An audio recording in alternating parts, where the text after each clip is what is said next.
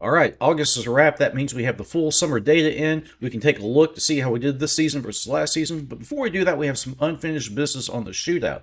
Remember, on the previous video, I said the shootout location had changed. This had an impact on the local Airbnb market because with that location change, the houses that were on the old race course you would expect to make less, and the houses on the new race course you would expect to make more. And we now can look in that data and confirm that. But just how much of a change was it? Well, let's dig in. Before we dive into the 2025 numbers, let's look at 2024 again. And again, this is, if you remember from the last video, we're calculating this on RevPAR. That includes vacancies. Those are the properties that did not go book. So the old course made $500.50 a night during the shootout. With the new course, before the move, they made $231.50 a night. So how's it going to look in 2025? Let's dig in and find out. Let's go ahead and start with the houses along the old course, see how the impact was to them. I'll go ahead and load my filter that I made a couple weeks ago. Okay, so now we can go ahead and start looking at some data. In the overview here, you can see the data for the entire year. Let's go ahead and get a little bit specific though.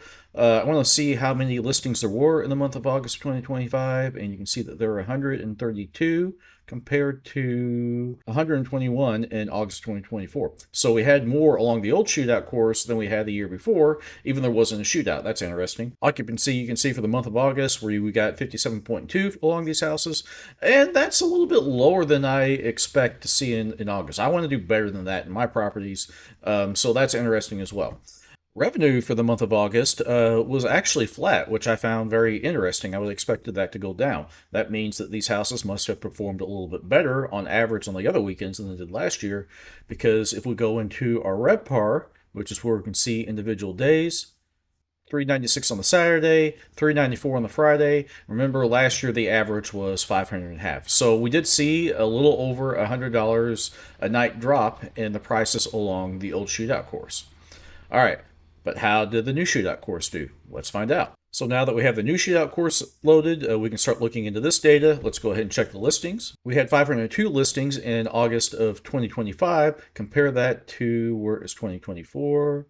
498, so we did see that go higher, as you would expect. Occupancy for the month of August was 60.5%, and it's slightly higher than it was in 2024. Revenue in August 2025 was 5.1K average. Let's go ahead and look a little bit more. And it was higher than August of 2024, as you would expect. But let's go ahead and do the RevPAR where we can see that weekend. $320 a night and $325 a night. So about a little less than $100 a night more than the 2024 shootout, and I expected it to go higher. I expected it to go a little bit more higher than this, I think.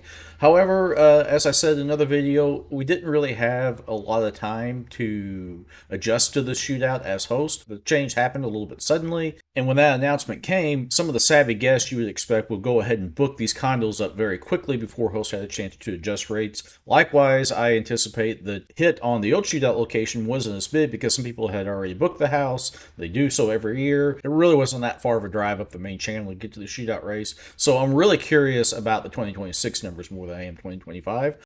So just to put everything together and summarize, it looks like the old shootout course lost a little over $100 a night with the location change. The new shootout course, the condos in that area, picked up a little over $90 a night with that change.